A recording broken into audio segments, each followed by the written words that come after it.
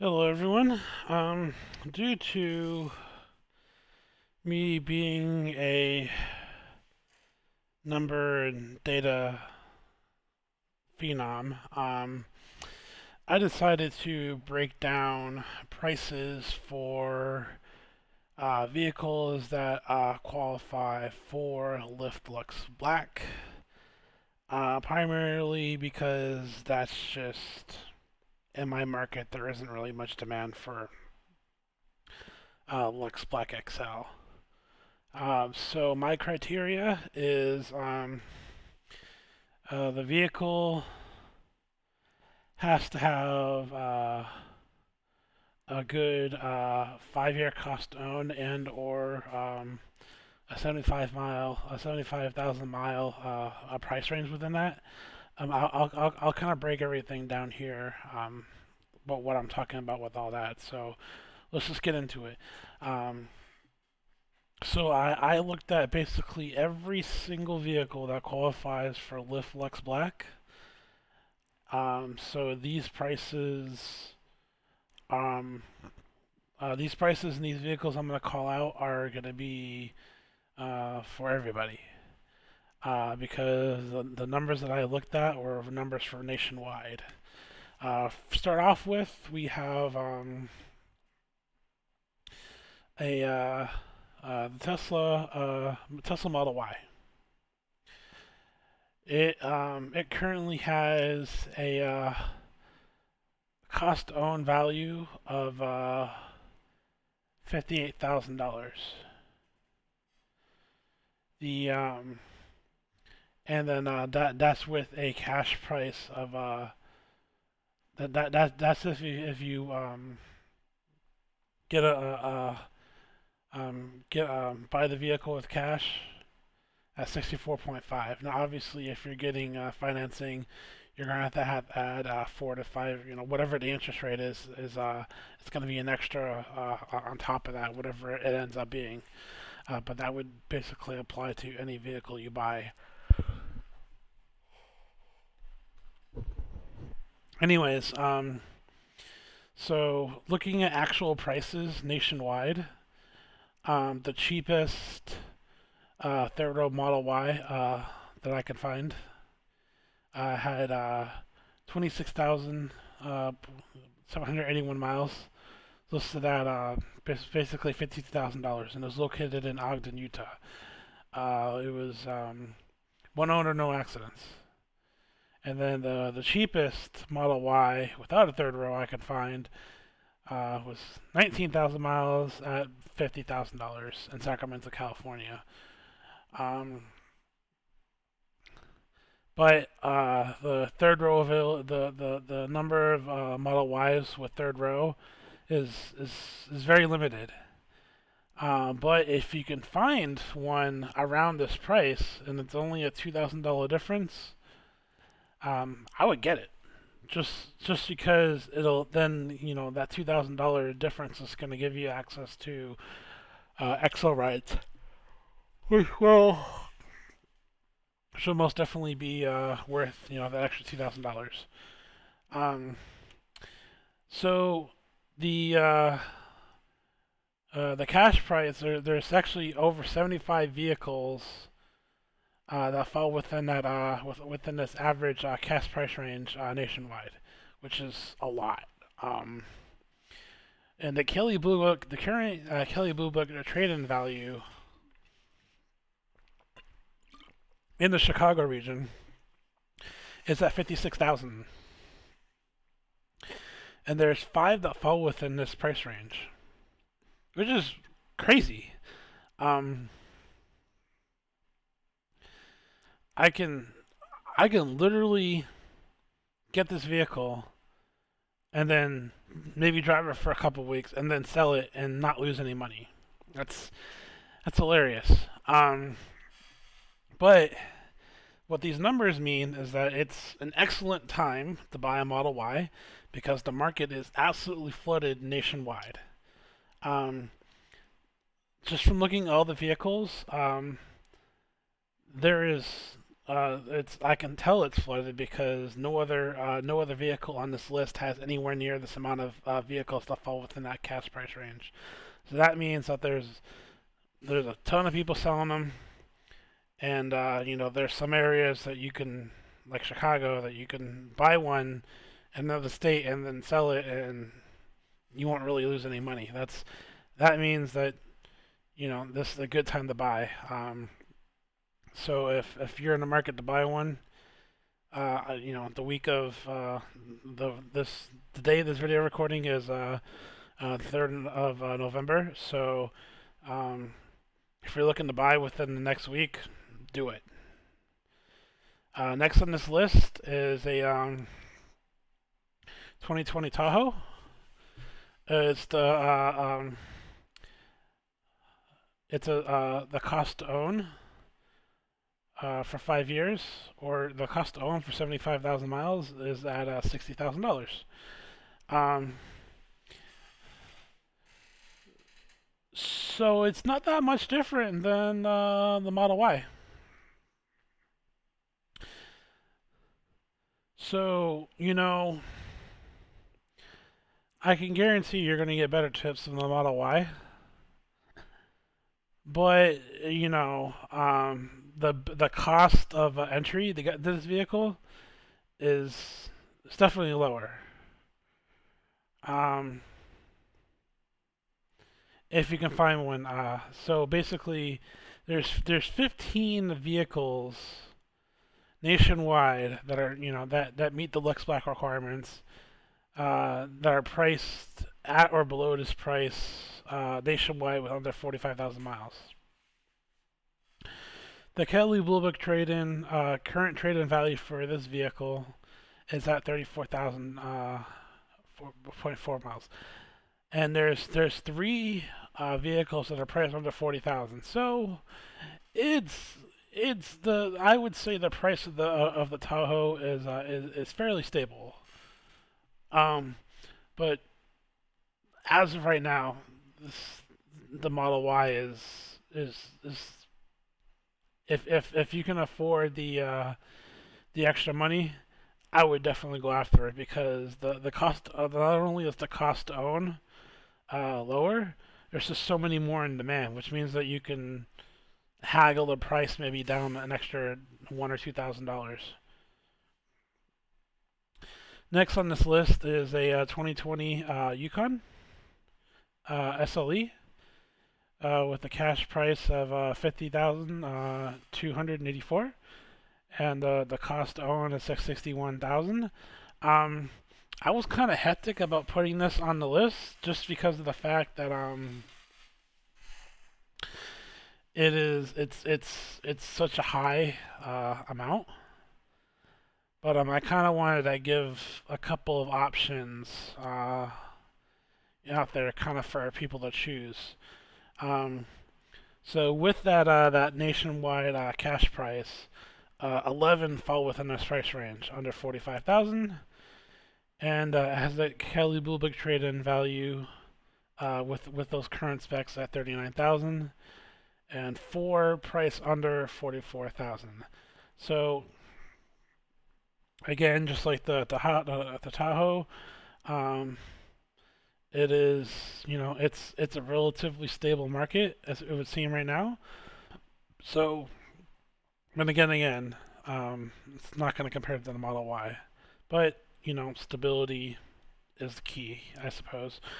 Next on this list is a Infiniti QX60 Pure. Has to be the Pure.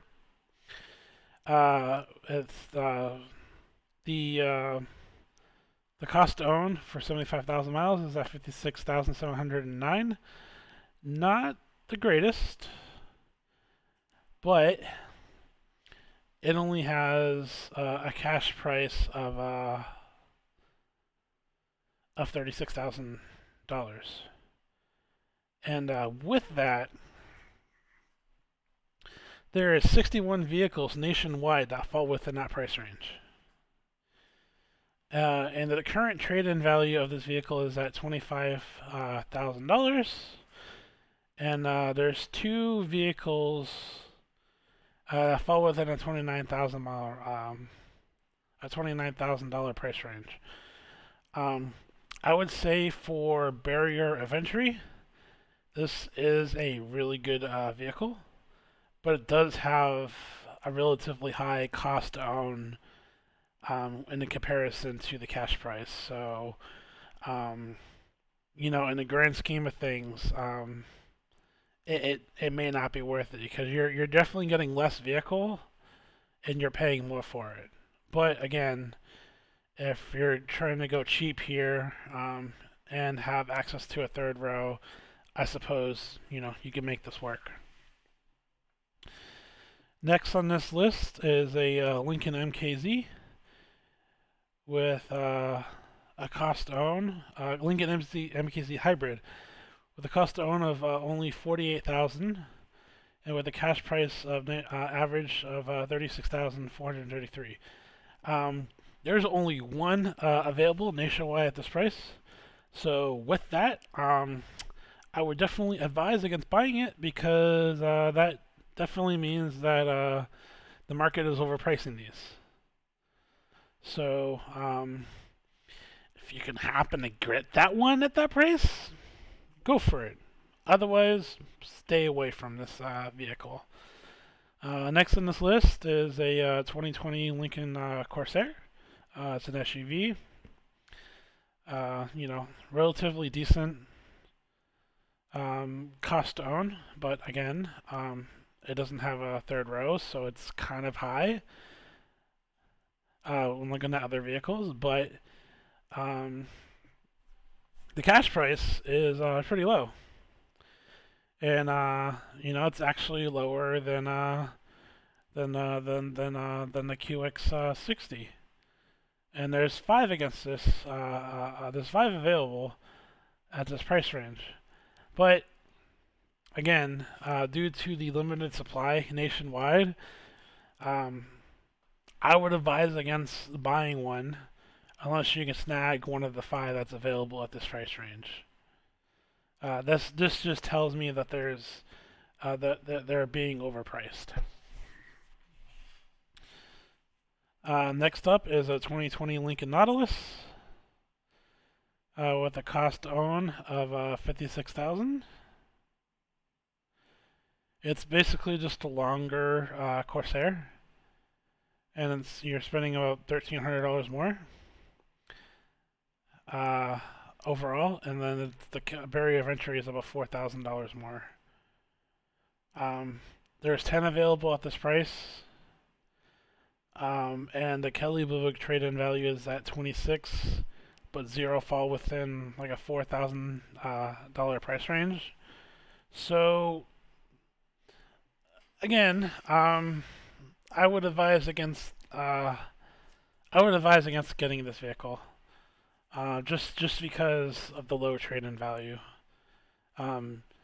It's like as soon as you buy one, you're already under like $15,000. It's not a good deal. Next up, we have 2020 Discovery Sports. Doesn't have a third row and it's priced relatively high. I threw this in there just because if you want to try to do something different, this is pretty decent. And it's an SUV, so it's a little bit more room. And it's a relatively low cost of entry, so it's not that bad, not the best, but not the worst. And there's 8 nationwide that fall within this price range. So if you can get one, yeah, why not?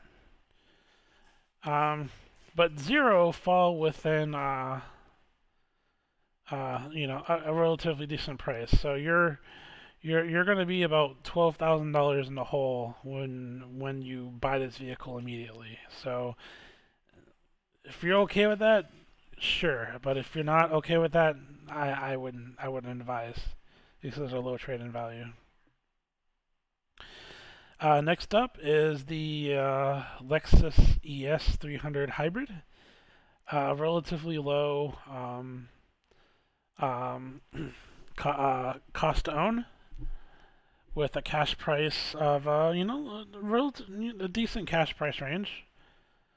But there's only two that fall within this price range, which means that the market is currently overpricing these. So I would advise against getting them. So that pretty much leaves, you know, your options down to three or four. So by far, right now, the way the current market is, my number one pick is the Tesla Model Y. And if you're a lucky SOB like me and you don't have to pay for charging because your parking has free EV charging, the cost is even lower. So you're pretty much in a slam dunk here getting this vehicle because of the good trade-in value range. And then you got the Chevy Tahoe, the GMC Yukon, and the Infiniti QX60. So the way the current market is, in comparison to trade-in values, at least in the Chicago region, you got four vehicles to choose from: the Tesla Model Y, the Chevrolet Tahoe, the GMC Yukon, and the Infiniti QX60. I would make my selections in that order. Um, Me personally, I would never get a QX60. Let me just show you what an Infinity 2020 Infiniti QX60 looks like. It's it's not in the least bit luxurious. So your tips are probably your tips are not going to be the best. But again, let's take a look.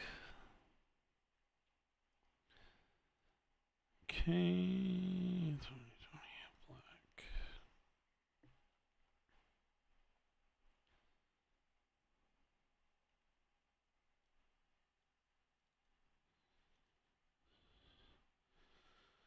So on the outside, it looks okay.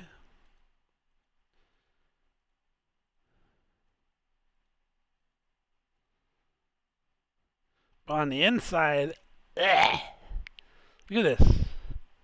It's like a fucking 2006 vehicle. This this console is bad. It's full of plastic.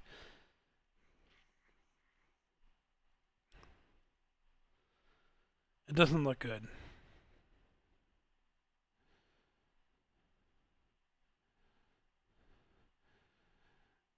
The second row isn't that bad, but honestly, as